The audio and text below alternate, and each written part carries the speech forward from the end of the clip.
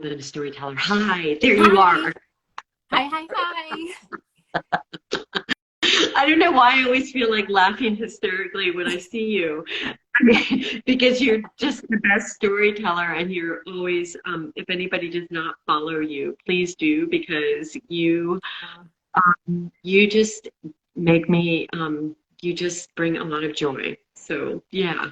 Thank you. How, Well, ditto to you. You bring me so much joy and inspiration. so where are you? You just got back from the Congo, is that right? Yeah. Or have you been somewhere else? Yeah, I'm back at home. This is my home. But yeah, I just got back from the Congo. So, and I picked up like a weird cough, so hopefully I won't cough through this, but I have cough drops next to me just in case. Oh my gosh. Susie, let me start. Are you really on your 27th book? Is that I think right? I'm up to 29 now, Oh my God. which is crazy. I know. And Why?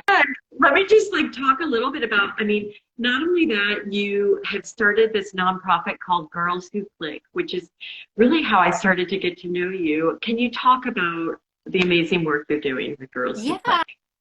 So Girls Who Click is something that I'm just super proud of, and we're just like, it's very inspiring because basically wildlife photography is male dominated, as you know, white male dominated. And so one of the things, like throughout my career, I think we all as women, we face sexual harassment, sexism, and just some things that aren't so pretty. And my MO was to just like, bury my head in the sand and be like, F you, I'm moving on, stay laser focused. And I was doing a lot for conservation, but really nothing to like change the way the community was of wildlife photography. And then when I hit my 40s, I started doing this spiritual work, and I just started like getting this pull to like try to work with like sisterhood and community, and just try to, keep focused on the animals and conservation, but also maybe try to change the community that we're in. And so I just got this idea to run these free workshops for teen girls, and they were so well received. And so many of my colleagues were like, hey, if you ever need help, this is amazing. And I was like, well, if I can do it in my community, maybe you could do it in your community. And so now we have this network of like free workshops for teen girls. And then we started this ambassador program a couple years ago, which is mentoring. And you're one of our amazing mentors. So thank you so much for everything you do for us. But yeah, we have amazing photographers, and they're donating their time to help lift these young, aspiring female nature photographers up in these year-long mentorships. So what I'm most proud of is that we have this sisterhood that we didn't have before. So we have like these meet and greets where these girls come in and share stories. And some of it is really, very emotional, tough stuff. Like, not just about sexism, but also just like, how do you deal with the emotional drain of conservation projects that are really tiring, and just sharing those kind of stories and emotions in our community has been really, really powerful. And I feel like we're actually kind of creating some change, which is really, really nice. And we're seeing younger generations of men being so much more inclusive of women, and also people from diverse backgrounds. So it's really cool, because I feel like we're moving away from that sort of white male old boys club, which we used to have when I was getting into it, which is really awesome.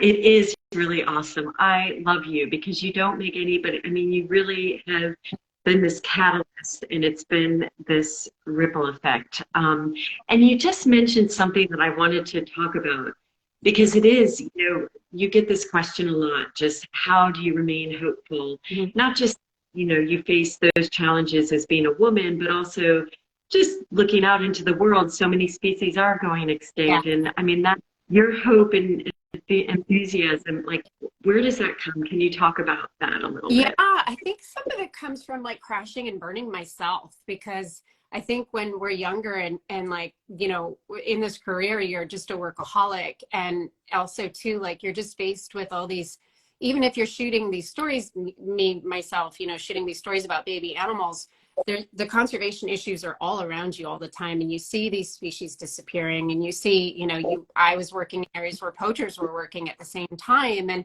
And so I feel like, some of it was just crashing and burning, and then coming up for air after that, and realizing that self-care, that I couldn't put everything into my career, the sort of 10 months on the road and workaholic.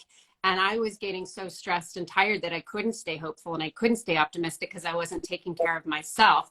So I think some of it is just self-care. And I think as you get older, you learn how to do that better and how to balance things and how to say no to certain projects.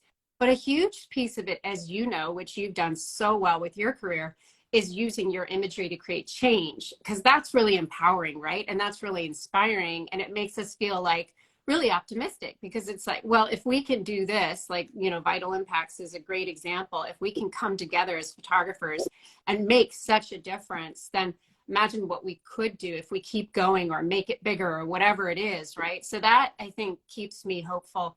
But I can't stress enough too, like self-care and just, you know, making sure that you're just getting enough sleep, you're getting enough rest, and then also just having enough quiet time in nature.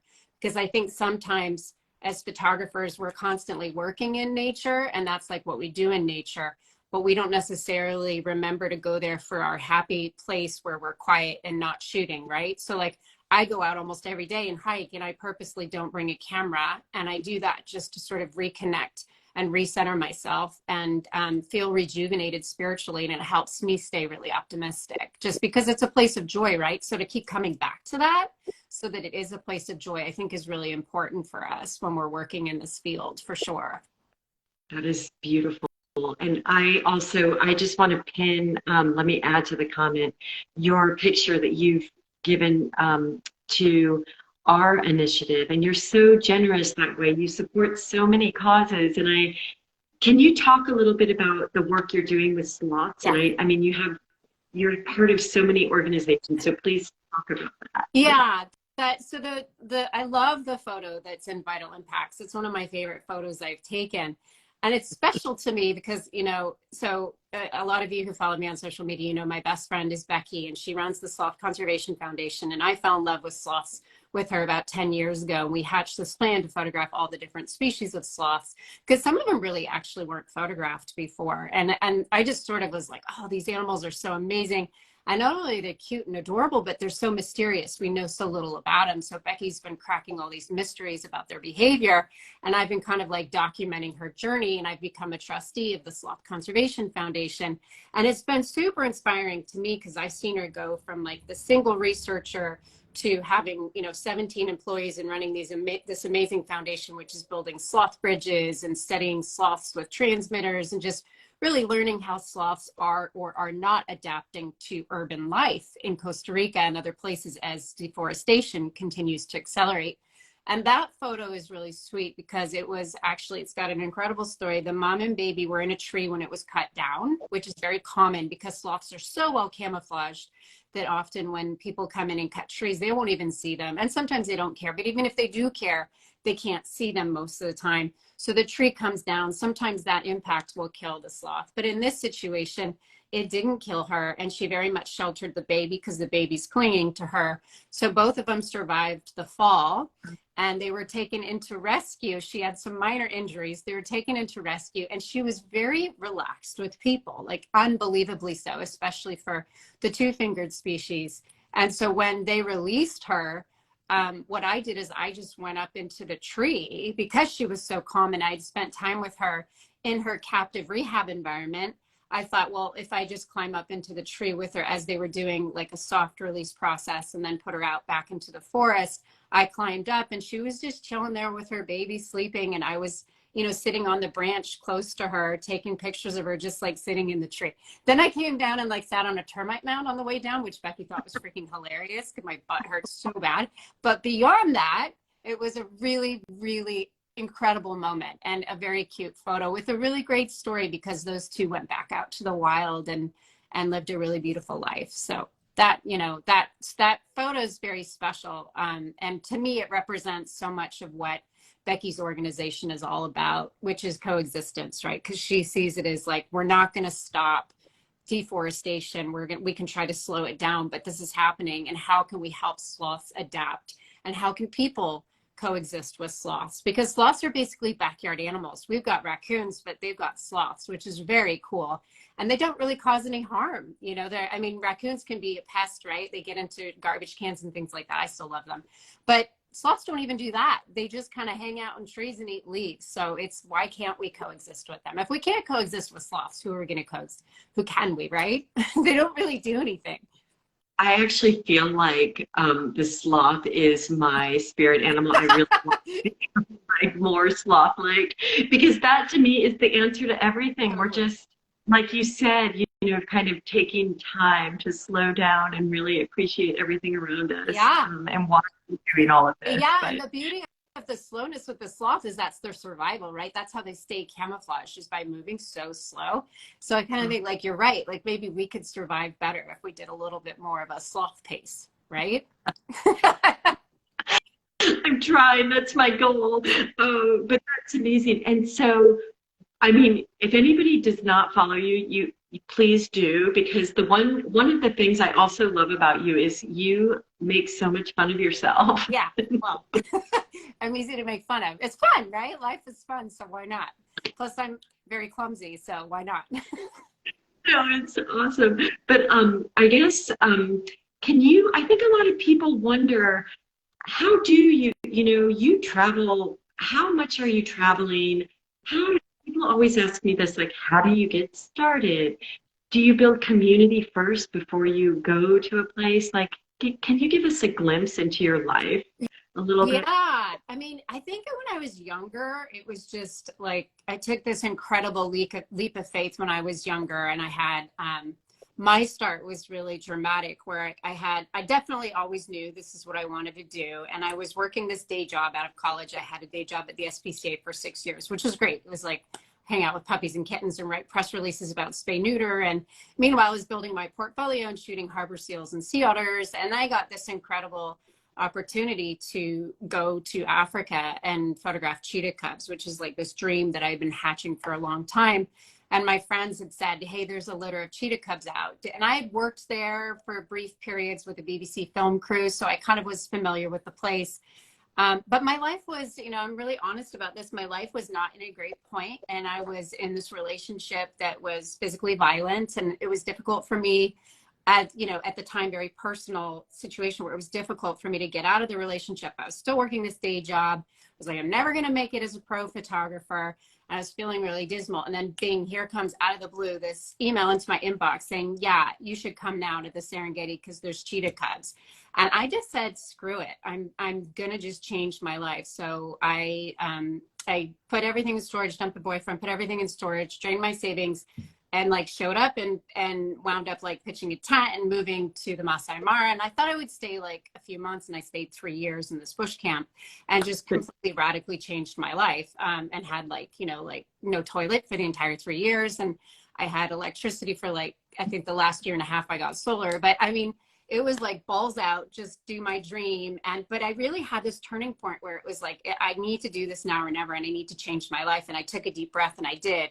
And for me, that was a huge part of it, was just being able to take that leap of faith and believe in myself. And I was building a portfolio and just really like living on a shoestring budget. And then, you know, at the age of 30, went back and like lived with my mom in my bedroom in the house that I grew up in for like 2 years out of a duffel bag, just like, you know, being such a loser. And as I was like selling more pictures and like trying to make it, and then I think what just happened is I just slowly started to sell more pictures and sell more magazine stories, started co-leading tours, started running tours, and just started to kind of slowly put it all together. But yeah, like the first 10 years was like workaholic, you know, 8 a.m. to midnight, just every day. And I think this is a tough career, as you know, to make it in. I mean, gosh, you've struggled just as much as the rest of us, if not more, right? And so you have to really just go for it in the beginning. And then, like, as you know, too, like the hard part is learning to say no once you've made it, because you're so used to saying yes to everything.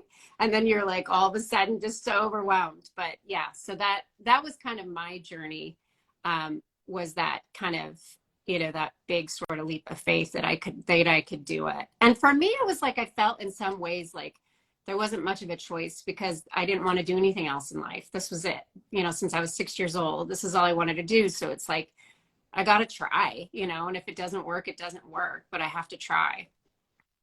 I love that. I think there's so many similarities with everybody I talk to. and it doesn't matter what field it is, but it is this idea that like you just have to take risks in yourself, and that even if you fail, at least you try. And that also, like, success doesn't come overnight. I think a lot of, I mean, for most of us, Absolutely.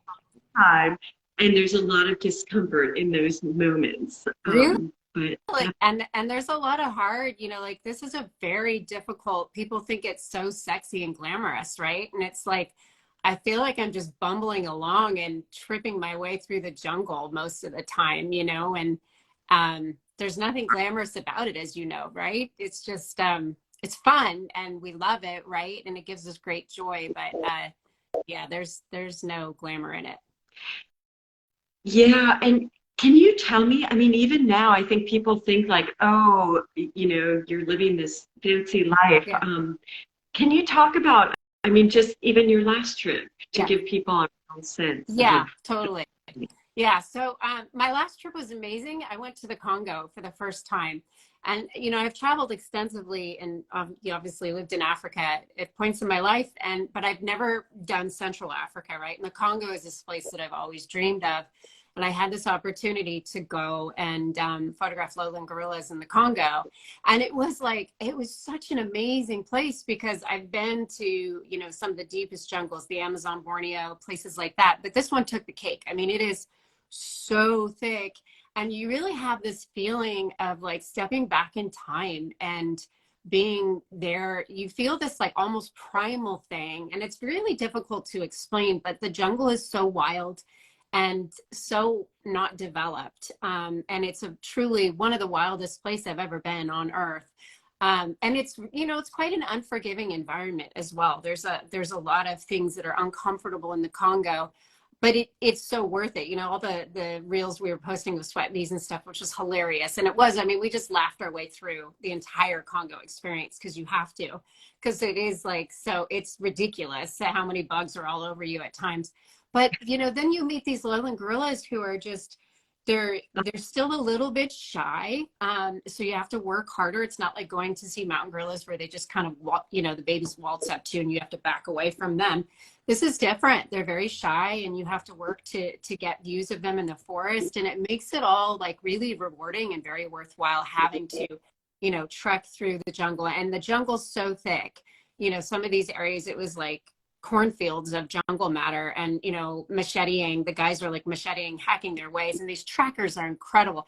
And that's the thing, right? These are team efforts. I used to do a lot solo when I was younger, but now that I can afford to bring an assistant or to have local guides, it's so much easier and so much better when you have a team.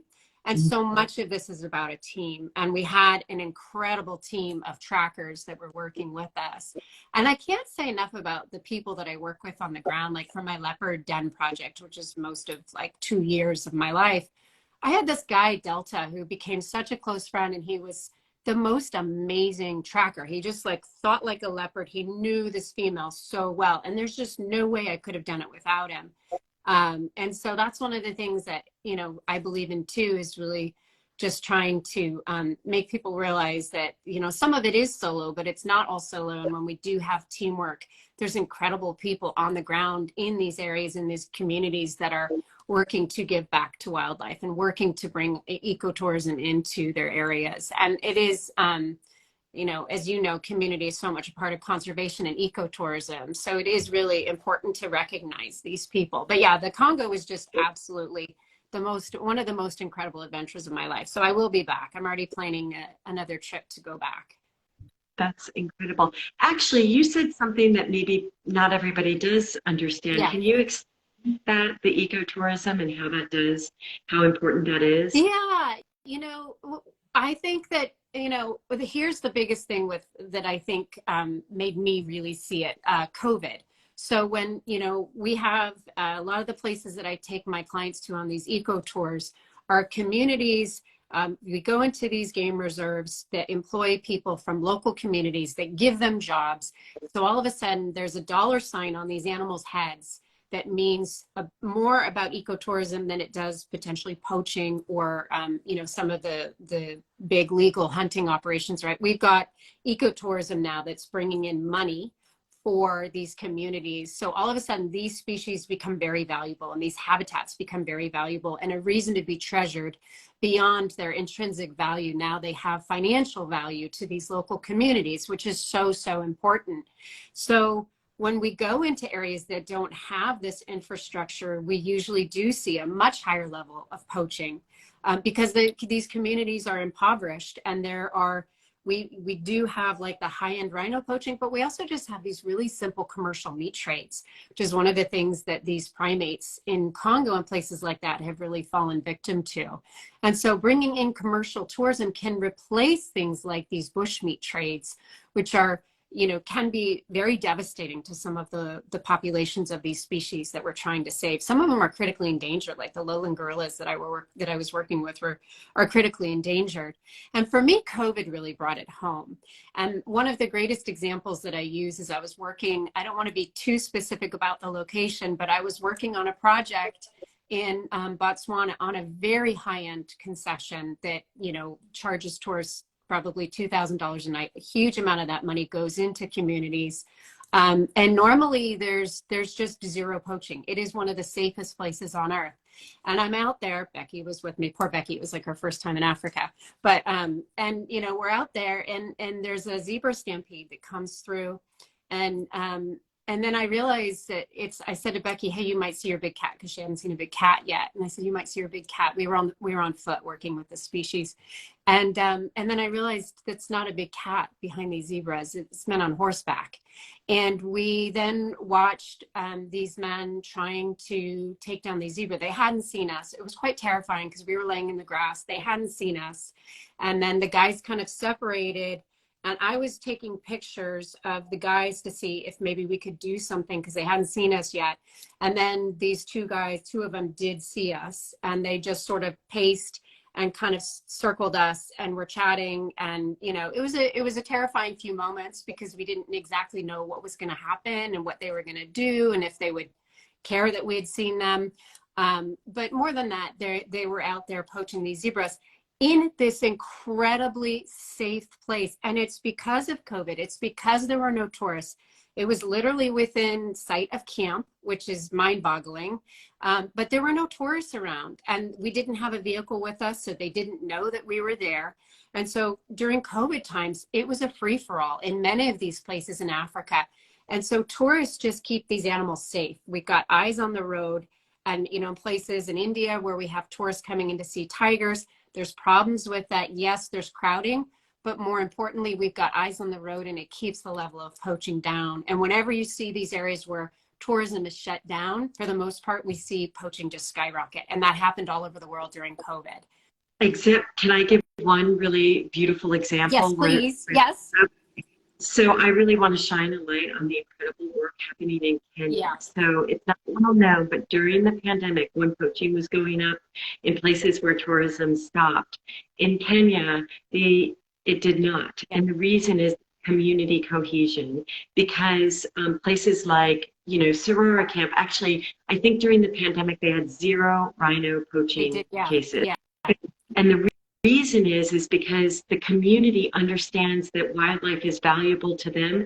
They understand that, you know, when the pandemic ends and tourism comes back, that they are going to profit from these animals. And so I would just say, like, for people out there thinking of traveling, the key thing we should all be doing is figuring out which tourism outlets are making sure the money is going back into the local community and not just these high-end lodges with, you know, big multinational companies. Even though they're lovely, it's on us as travelers to make sure that we're working in communities and visiting the places where the communities are actually benefiting from our visits. Yeah, 100%.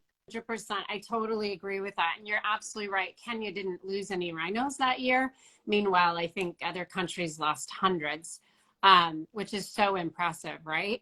And some of these high-end tourism places, you know, the ones that you work with, obviously, but also some of them in Southern Africa have really successful nonprofits attached, right? So to look for places that have giving money, as you say, back to the community, but also may have some nonprofits that are, you know, like Children in the Wilderness and others that are out there, and to try to travel with people like that for sure. Yeah, I totally agree with that, Yeah. hands down. Because you're right, And there's I, people who aren't, right? There's people who are just high end and not giving back to the community at all. yeah. And that's, it's a good push to force them to do that when tourists actually, make it known that that's something that matters to them. But I just want to also give, high fives to all of our friends in Kenya who are on the front lines doing the real work. And it's like, it's a statement by the government and the local communities and conservation groups. And I don't mean to be preachy here, but I love them so much. I mean, Yeah. and people, if you're curious, feel free to reach out to Suzi or myself, and we have so many suggestions Yeah, of great places to visit. But yeah, sure. Yeah, totally. Totally agree. but oh my goodness, what? Okay, so okay, you're on your 29th book. How do you Um, do I don't know. I enjoy writing books, particularly for children. Um, and yeah, they're kind of like a natural thing that comes out of my work, because I do these in-depth projects where I'll like hang out with one female for a few months or a couple of years or something, right, while her babies grow up. And so that's a natural fit with kids. Kids can really relate to baby animals. And so these kids books kind of like are a natural fruition out of these projects. But the one I just signed, which I'm currently writing, well, I'm supposed to be writing it, but I'm slacking right now, is meerkats. And so that is gonna, and then with every book I do 30% back to an organization. So I give 30% of my profits back to an organization. For this one, it'll be Wildlife Conservation Network for the meerkat book. But yeah, I pick a different organization for every book that I do. So yeah, so I'm just about to start writing the meerkat book, but it's something I'm really passionate about including children in our conservation efforts, right? Because I think I truly believe, we've got this massive disconnect between children and nature. Children are on their devices all the time. You've got literally parents who have to now schedule outdoor time for their kids. Parents are now having to schedule boredom time. I think half of my childhood was boredom and just like making games up in my backyard. And that was great for my imagination. And there were times I felt bored, but I think most of the time I was entertaining myself and doing things in my backyard.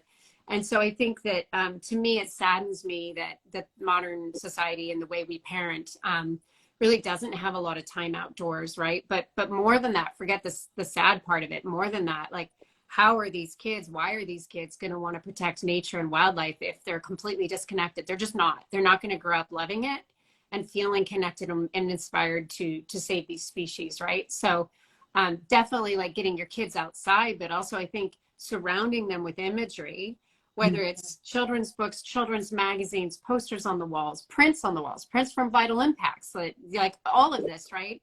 Just to pound them with imagery from nature. And activities outside, games outside, building birdhouses with your kids, just like anything that you can possibly do to get the kids connected. Because I do feel if we have our next generations completely disconnected, I really, really worry about what that will mean for conservation, because it seems like so much of it is aimed towards adults, and we're missing the mark with kids, in my personal belief is that I feel like that's our greatest threat right now, is how disconnected our children are. I could not agree more with you. And actually, I just keep pasting your picture, and I just want to let anybody who doesn't know that the profits will go to Jane Goodall Institute's Roots and Shoots, which is all about educating kids in nature, as well as we're establishing a mentoring and a grant program with Vital Impacts, and it's all about the same thing, like storytelling, photography, all about the environment and the natural world. But I love you so much. You're such a warrior, and thank you for everything you do. I don't know where you get all the energy, but it's incredible. And I hope everybody follows you and buys your books, and thank you for everything you do. Amy, thank you. You're amazing. You're so inspiring. Like, the wildlife photography community absolutely adores you. You're just amazing. You're like incredible. Everything you do. And Vital Impacts is awesome. So thank you, anyone who's supporting it. Oh, and go to Girls Who Click too. If anybody wants to support Girls Who Click, that is brilliant. Yeah. Well, heaps of love, safe travels. I hope I see you. Okay. This was so fun. Thanks, Suzi. Bye.